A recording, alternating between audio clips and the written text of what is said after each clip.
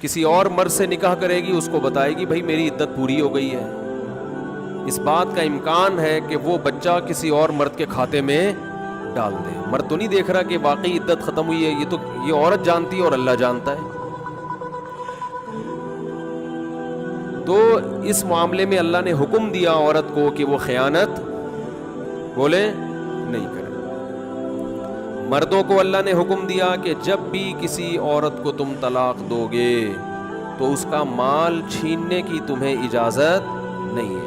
لا يحل لكم ان تأخذوا مما آتيتموهن شيئا، جو کچھ اس کو دیا ہے نا شادی سے پہلے، ایک دھیلا بھی واپس لینے کی اجازت بولو نہیں ہے.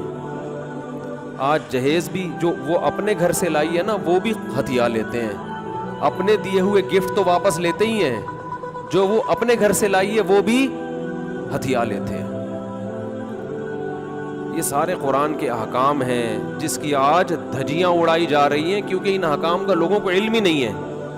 لوگ محرم میں کربلا، ربیع الاول میں جو مخصوص بیانات ہوتے ہیں وہ، یعنی سیزن وائز چل رہے ہوتے ہیں ہم لوگ. جو پریکٹیکل لائف ہے ہماری، عملی زندگی ہے جس کے لیے پیغمبر صلی اللہ علیہ وسلم کو بھیجا گیا، معاشرے کی اصلاح کے لیے، اللہ کے حقوق سکھانے کے لیے اور ایک دوسرے کے حقوق سکھانے کے لیے، اس پریکٹیکل لائف کی طرف ہماری توجہ نہیں ہے. ہم دوسری چیزوں میں زیادہ لگ گئے ہیں. بس وہ جوشیلی تقریریں، لوگوں کو رلانا دھلانا، یہ کام رہ گیا. بہت سو کا، سب کا نہیں. اہل حق ہر دور میں رہیں گے. تو اللہ نے حکم دیا کہ ڈیورس کے بعد آپ کو عورت سے کچھ لینے کی اجازت بولو نہیں ہے. ہاں، خلا کی صورت میں مہر واپس لے سکتے ہو. خلا یہ ہوتا ہے کہ مطالبہ عورت کی طرف سے ہو طلاق کا. آپ تو نہیں دینا چاہتے، اچھی بھلی زندگی گزر رہی ہے، اسی کو دماغ خراب ہو رہا ہے اس کا، نہیں مجھے نہیں رہنا. تو پھر اس صورت میں مرد اگر ڈیورس دے تو وہ یہ شرط لگا سکتا ہے کہ میرا خرچہ واپس کرو. خام خواہ میں کیوں کرایا خرچہ؟ کچھ دن پہلے ایک واقعہ سامنے آیا، ایک آدمی کی شادی ہوئی، دلہن نے پہلی رات کو بولا کہ آپ مجھے پسند نہیں ہو، میں تو کہیں اور شادی کرنا چاہتی تھی، ابا نے آپ کے متھے باندھ دیا. حالانکہ 6 مہینے سے تیاریاں چل رہی ہیں. اب کیا گزرے گی اس آدمی کے اوپر؟ تو خیر اس نے تو اٹھا کے پٹخنا ٹھکائی لگانا شروع کر دی. کمبخت ایک میسج کر دیتی کہ میں راضی نہیں ہوں، میرا خرچہ کرا دیا، اب پہلی رات کو بول رہی ہے کہ نئی ٹھکائی لگانی چاہیے تھی. میں نہیں کہہ رہا، لیکن اس نے لگائی ٹھکائی، غلط کیا اس نے. تو ایسے موقع پہ بھائی ٹھیک ہے اپنا راستہ لو، میرا خرچہ واپس. کون رکھے گا ایسی صورت میں؟ چاہتی کہیں اور تھی. بھائی تو چاہتی تھی بھی اگر کہیں اور، تو اب بتانے کی کیا ضرورت ہے؟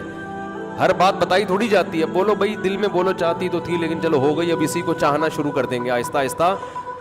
گدھا بھی اگر آپ پال لینا تھوڑے دنوں میں اس سے بھی محبت ہو جاتی ہے، تو پورا 2 ہاتھ 2 پاؤں کا انسان ہے، تھوڑے دنوں میں اچھا لگنے لگے گا. یہ سوچ کے صبر کر لو. پوری رپورٹیں پیش کر رہی ہیں اس کو، پوری رپورٹ. تو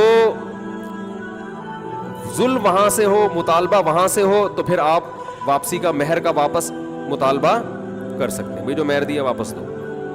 یہ بھی اللہ نے ان آیتوں میں حکم بیان کیا. ایک حکم اللہ نے یہ بھی بیان کیا کہ اگر رخصتی سے پہلے طلاق ہو جائے تو پورا مہر نہیں دینا پڑتا بلکہ آدھا مہر دینا پڑتا ہے. 1 لاکھ روپے مہر رکھا گیا تھا، آپ ابھی رخصتی ہوئی نہیں، آپ نے ڈیورس دے دی، تو پورا مہر نہیں ہے بلکہ آدھا مہر ہے.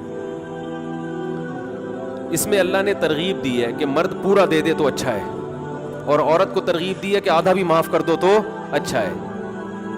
ترغیب دونوں کو دی جا رہی ہے، چھوڑو بھائی، لیکن حکم بیان کیا جا رہا ہے کہ مرد کو آدھا دینا پڑے گا اگر وہ مطالبہ کرے. اور اللہ نے اہم حکم یہ بھی بیان کیا کہ جب عورت کو طلاق دو تو جہاں وہ طلاق کے بعد نکاح کرنا چاہتی ہے اس کے نکاح میں رکاوٹ مت بنو. کباب میں ہڈی بننے کی کوشش مت کرو. یہ بھی زمانے جاہلیت میں ہوتا تھا اور آج بھی ہوتا ہے. فلا تعضلوهن ان ينكحن ازواجهن، اگر تم نے چھوڑ دیا ہے اس کو عرب اس کو غیرت کا مسئلہ بنا لیا کرتے تھے کہ ہم نے چھوڑا ہے تو اب ہم کہیں اور اس کی شادی نہیں کرنے دیں گے. ہمارا معاذ اللہ یوں کہتے تھے تھوکا ہوا مال, جیسے آج بھی لوگ کہتے ہیں ہم نہیں کہیں اس کو نکاح کرنے دیں گے. اس سے بھی قرآن نے کیا کیا؟ منع کیا. اور اس سے بھی منع کیا کہ اپنی مرضی سے زبردستی اس کا نکاح بھی مت کراؤ طلاق یافتہ کا. ینکحنا ازواجہن, اپنے سلیکٹڈ شوہر سے نکاح کرنا چاہتی ہے تو تم کباب میں ہڈی بولو نہیں بنو. یعنی اس کو یہ رائٹ ہے کہ وہ جہاں چاہے نکاح کرے. یہ بھی خرابی ہے آج کل بعض علاقوں میں. یہ خرابی ہے کہ بیوہ کو یا طلاق یافتہ کو نکاح تو کرنے دیتے ہیں, لیکن بعض علاقوں میں دستور ہے نکاح ہمارے ہی خاندان میں ہوگا, آپ ہمارے خاندان سے باہر نہیں جا سکتی. اس کو بھی قرآن نے کیا کیا؟ بولو ختم. نکاح بھی سے بھی نہیں روک سکتے, اور نکاح بھی وہاں ہوگا جہاں آپ نہیں بلکہ یہ چاہے. اس میں اللہ نے عمر کی کوئی قید نہیں لگائی. 40 سال کی بیوہ یا طلاق یافتہ ہو, 50 سال کی ہو, 55 سال کی ہو, یہ تمہارا ہیڈ ایک نہیں ہے. تمہیں زیادہ ٹینشن لینے کی ضرورت نہیں ہے. لوگ بڑی ٹینشن لے رہے ہوتے ہیں کہ تمہیں ضرورت کیا ہے, اب 4 بچے ہیں تمہارے, 5 بچے ہیں, اس عمر میں تمہیں شادی کرتے ہوئے شرم نہیں آتی؟ چھوڑو بھائی, کیا ضرورت ہے. تو اللہ فرماتے ہیں کہ تمہیں ٹینشن لینے کی ضرورت, بولو یہ اس کا ہیڈ ایک ہے, یہ تمہارا ہیڈ ایک نہیں ہے. جیسے کوئی 4 شادیاں کر رہا ہے تو اس کا ہیڈ ایک ہے نا, آپ کا ہیڈ ایک تھوڑی ہے یہ. آپ پتہ نہیں کیوں پریشان ہیں مفتی صاحب کو کیا ہو گیا. وہی ان کا ہیڈ ایک ہے, آپ کا ہیڈ ایک نہیں ہے. یہ میں اپنی بھی درمیان میں لگا دیتا ہوں. تو ہر ایک کے ہیڈ ایک ہم نے پالے ہوئے ہیں. وہ یہ کیوں کر رہا ہے, وہ یہ کیوں کر رہا ہے, وہ کم عمر سے شادی کیوں کر رہا ہے, وہ بڑی عمر سے شادی کیوں کر رہی ہے, یہ ہوتے ہیں نا لوگوں کے مسائل. اس نے یہ کیوں کر لیا. ایک خاتون نے مجھے بتایا کہ وہ ایک دفعہ بیوہ ہوئی, اللہ کی قدرت دوبارہ شادی, دوبارہ بیوہ ہو گئی. تیسری دفعہ جب ان کی شادی ہو رہی تھی لوگ مذاق اڑا رہے تھے, بس کرو یار 2 دفعہ بیوہ ہو گئی, اب آرام سے بیٹھو. وہ بیوہ تو کوئی بھی ہو سکتا ہے, جوانی میں بھی عورتیں بیوہ ہو جاتی ہیں. تو اب دیکھو لوگوں کو تکلیف ہو رہی ہے, بھائی یہ اس کا ہیڈ ایک ہے. اچھا لوگ اس سے شادی کرتے ہوئے ڈر رہے تھے ان سے کہ میں بھی بیوہ, پھر میں نہ مر جاؤں. اس کا اس سے کوئی تعلق نہیں ہے. ہو سکتا ہے 2 دفعہ بیوہ ہونا تقدیر میں لکھا ہو, 3 دفعہ نہ ہو. یہاں مجھے وہ چٹکلا یاد آتا ہے, وہ ایک آدمی نے, ابے چھوڑو چٹکلوں کو, بھی قرآن کو فوکس کرتے ہیں. آخر میں چٹکلے ہونا یہ صحیح ہوتا ہے, درمیان میں ہی آ جائیں تو پھر سارا موضوع چینج ہو جاتا ہے. اتنے اچھے احکام بیان ہو رہے ہیں قرآن کے, آگے اس کو آپ نے لوگوں کو بتانا بھی ہے. تو اللہ نے حکم دیا کہ طلاق کے بعد ایک دھیلا واپس نہیں لینا. خلا کی صورت میں لے سکتے ہو, مگر خلا بھی شوہر کی رضا سے ہوتا ہے, یک طرفہ نہیں ہوتا, یاد رکھیں. دوسرا کام تم نے کیا کرنا ہے, اس کو کہیں اور نکاح سے روکنا نہیں ہے. تیسرا کام یہ کرنا ہے, نکاح بھی وہاں کرنا ہے جہاں وہ چاہتی ہے. تمہاری مرضی نہیں مسلط ہوگی, اس کی مرضی چلے گی. اور اگر پرانے شوہر سے نکاح کرنا چاہے اور 2 طلاقیں ہوئی ہوں تو وہاں بھی کر سکتی ہے, کیونکہ آیت کا ایک شان نزول بھی ہے. ایک صحابی نے اپنی بہن کا نکاح کسی صحابی سے کرایا, تھوڑے دنوں میں طلاق ہو گئی. طلاق ایک تھی, عدت ختم ہوئی, نکاح ختم.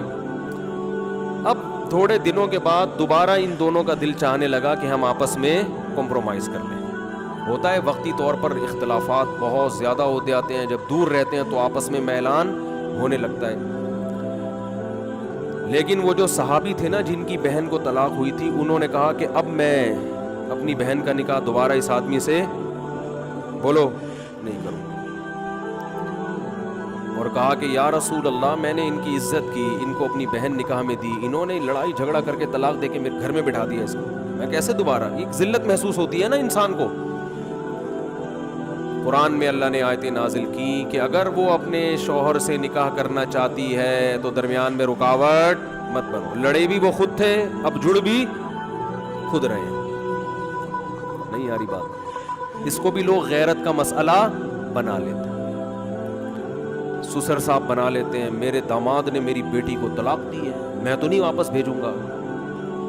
بھائی دنیا میں جو آدمی میں لچک نہیں ہے نا, فلیکسیبلٹی نہیں ہے, لچک نہیں ہے جس میں, وہ کبھی بھی کامیاب نہیں ہو سکتا. یاد رکھو یہ جو ہوتا ہے نا, میں اصول کا پکا, بھائی اصول کا پکا ہونا تو اچھا ہے, لیکن یہ اصول ہی غلط ہے کہ جو کہہ دیا تو اس پہ قیامت تک قائم رہنا ہے. یہ اصول ہی غلط ہے. اصول یہ ہونا چاہیے کہ جب موقع کی مناسبت سے جو بات ٹھیک لگے گی اپنے آپ کو چینج کر لوں گا. یہ اصول ٹھیک ہے, اس اصول پہ پکے رہو, اور یہ نبی سے ہمیں ملتا ہے یہ اصول. حدیث میں آتا ہے ایک صحابی نبی کے پاس آئے, مجھے صدقہ چاہیے, یہ چاہیے, وہ چاہیے. آپ نے فرمایا اللہ کی قسم تم پر خرچ نہیں کروں گا میں. وہ چلے گئے. آپ نے دوبارہ بلایا, فرمایا ان پہ صدقہ کرو, دے دو. وہ پریشان, یا رسول اللہ آپ نے تو قسم اٹھائی تھی کہ میں آپ کو نہیں دوں گا. آپ نے فرمایا مر رآ علی یمین فرآ غیرہا خیرا منہا فلیکفر عن یمینہ, کہ جو شخص کسی بات پہ قسم اٹھا لے, جائز بات ہو, کوئی اگر حرام پہ قسم اٹھائی وہ تو بچنا لازم ہے نا, کہ میں گناہ نہیں کروں گا, وہ تو ویسے ہی حرام ہے. جائز کام, صدقہ تو جائز ہے نا, بلکہ ثواب ہے. فرمایا کوئی کسی جائز کام پہ قسم اٹھائے, پھر بعد میں اس کو خیال ہو کہ مجھے قسم توڑ دینی چاہیے, اس کا مائنڈ کیا ہو گیا, چینج, تو اسے چاہیے قسم توڑ دے اور کفارہ ادا کر دے, اس قسم پہ قائم بولو نہ رہے. قسم پہ جب قائم نہ رہنے کا حکم ہے تو بغیر قسم کے میں نے جو بول دیا بس وہ پتھر پہ لکیر بن گیا, یہ تو پاگل اور گدھے ہونے کی علامت ہے. قسم بھی اگر کھا لی ہو تو بھائی اس وقت یہ خیال تھا کہ نہیں دینا, اب زمینی حقائق کہہ رہے کہ اس کو دینا ہے, تو اب قسم توڑو, کفارہ ادا کرو اور دے دو. بات نہیں آ رہی میرا خیال ہے. یہ کس کی سیرت ہے, نبی کی. نبی سے زیادہ کسی کی پکی زبان ہو سکتی ہے, لیکن ایسی لچک سکھائی ہے کامیاب بننے کے لیے کہ یہ نہیں کہ جو کہہ دیا تو وہ پتھر پہ لکیر. گراؤنڈ ریئلٹی کے لحاظ سے, ماحول کے چینج ہونے کے لحاظ سے آپ نے اپنا رویہ کیا کرنا ہے, چینج کرنا ہے. اس وقت آپ کی رائے یہ تھی, اب آپ کی رائے وہ ہے, کیونکہ زمینی حقیقت بھی چینج ہوتی ہے اور انسان کی نالج بھی چینج ہوتی ہے اور انسان کی رائے بھی چینج ہوتی ہے. بعض دفعہ نالج چینج نہیں ہوتی, انسان تانے بانے ملا کے ایک رائے قائم کرتا ہے, بعد میں جب اور گہرا سوچتا ہے تو اسے لگتا ہے کہ وہ رائے ٹھیک نہیں تھی, تو وہ اسٹیٹمنٹ اس کا کیا ہو جائے گا, چینج. کوئی بات نہیں, دن میں 100 دفعہ چینج ہو جائے. ناکام وہ ہے جو کہہ دیا تو اڑ گیا, بس کچھ بھی ہو جائے. اب دیکھو ایک آدمی آپ کو مستحق نظر نہیں آ رہا تھا, آپ نے کہا اللہ کی قسم تجھے میں صدقہ نہیں دوں گا, تو فراڈی ہے. بعد میں پتہ چلا نہیں فراڈی نہیں ہے, آپ کو نہیں, میں نے تو بول دیا تھا میں نہیں دوں گا. بھائی اب فراڈی ہونے کی بیس پہ نہیں دے رہے تھے, تو اب پتہ چل گیا یہ فراڈی نہیں ہے. بعض دفعہ پہلے بھی پتا تھا فراڈی نہیں ہے, اب بھی پتہ ہے نہیں ہے, لیکن پہلے خیال تھا کہ نہیں دینا چاہیے, اب خیال ہے کہ دے دینا چاہیے, تو رائے چینج کر لو. بہت مشکل ہے. اور گھریلو جھگڑوں میں تو میاں بیوی کی طبیعت میں اگر لچک نہیں ہے نا, 4 دن بھی ان کا رشتہ نہیں چل سکتا. یہ تو مجھ سے ابھی لکھوا کے سگنیچر انگوٹھے لگا لو, جیسے سبزی والے نے ٹھپے لگائے تھے انگوٹھے کے, انگوٹھے لے کے گھوم رہا ہوں. لیکن آپ انگوٹھے نہیں, آپ مجھے پکڑ لینا, میں کہاں بھاگوں گا. وہ جب بھی انگوٹھے کی بات آتی ہے مجھے وہ سبزی والا یاد آتا ہے جس کو میں نے بزنس کے لیے پیسے دیے تھے, اور اس نے ایمانداری میں اسٹیمپ پیپر پہ اپنے انگوٹھے لگا کے دیے تھے. جب وہ پیسے لے کے بھاگا تو 3 سال میں نے وہ انگوٹھے سنبھال کے رکھے. اب لوگ مجھے کہتے ہیں نا وہ فلاں آدمی کو میں اتنے کروڑ روپے دے رہا ہوں تو اتنا ایماندار ہے, میں تو اسٹیمپ پیپر پہ لکھوا رہا ہوں اور انگوٹھے بھی لگوا رہا ہوں. میں کہتا ہوں یہ انگوٹھوں کا تذکرہ میرے سامنے مت کیا کرو, انگوٹھوں سے کچھ بھی نہیں ہوتا. بندہ اگر 2 نمبر ہے, اسٹیمپ پیپر بکری کو کھلا دینا, کسی کام کا نہیں ہے یہ اسٹیمپ پیپر, عدالت سے بھی نہیں نکلوا سکتے. سمجھتے ہو, لکھوایا کرو ضرور, لیکن اس سے ہوگا کچھ بھی نہیں. عدالت انگوٹھا دیکھ کے بولے گی بس ٹھیک ہے انگوٹھا, اب انگوٹھے کو پکڑ کے جیل میں ڈال دو, بس انگوٹھے کو دیے تم نے پیسے. بندہ تو پکڑائی میں آئے گا ہی نہیں, آ بھی گیا تو کچھ بھی نہیں کر سکتے. عدالت کہے گی دیے کیوں تھے تو پیسہ دینے سے پہلے 100 دفعہ سوچا کریں. خیر, تو کیا بات چل رہی تھی, ابے انگوٹھے کی بات کہاں سے آئی. ہاں, لچک پیدا کرنا چاہیے. میاں بیوی کا رشتہ تو ایسا ہے کہ اگر آپ کہیں کہ جو میں نے کہہ دیا بس وہ کیا ہے, آرڈر از آرڈر, تو بھائی اس کا مطلب آپ میدان جنگ میں کھڑے ہوئے ہیں, دشمن کی فوجیں آپ کے سامنے, اور آپ ایک فوج کی کمانڈ کر رہے ہیں کہ گولی چلانے کا آرڈر دیا تو کیا کرنا ہے. یہ گھر ہے, یہ میدان جنگ بولو نہیں ہے. یہاں آپ کا اسٹائل یہ ہونا چاہیے, آپ نے بیوی کو آرڈر دیا, گراؤنڈ ریئلٹی یہ کہہ رہی ہے کہ بھائی میرا روب اس پر بیٹھا ہوا ہے اور وہ پکوڑے بنا کے خود ہی کھا رہی ہے, آپ کو ایک لقمہ بھی نہیں کھانے دے رہی. آپ غصے میں آئے, آپ نے کہا بیگم مزید पकोड़ा अगर खाया ना तो ग्राउंड रियलिटी कह रही है कि इस धमकी से ये पकोड़े खाना छोड़ देगी, लेकिन आगे उसका एटीट्यूड आपने देखा, उसने कहा तो क्या कर लेगा, फौरन वो करछुली उठाई, तो क्या कर लेगा, फौरन लचक पैदा करो। बोलो तो सब्र करूंगा और क्या करूंगा, ये कामयाब, ये घर क्या कैसे चलेगा, ये रिश्ता जोड़ा रहेगा। अगर आपने उसके एटीट्यूड देख के, उसकी पेशानी पे सलवटें देख के अपनी धमकी को वापस नहीं लिया तो ये घर क्या होगा, पकोड़े तो खा लोगे आप लेकिन आपके बच्चों की मां मार्केट से शार्ट हो जाएगी।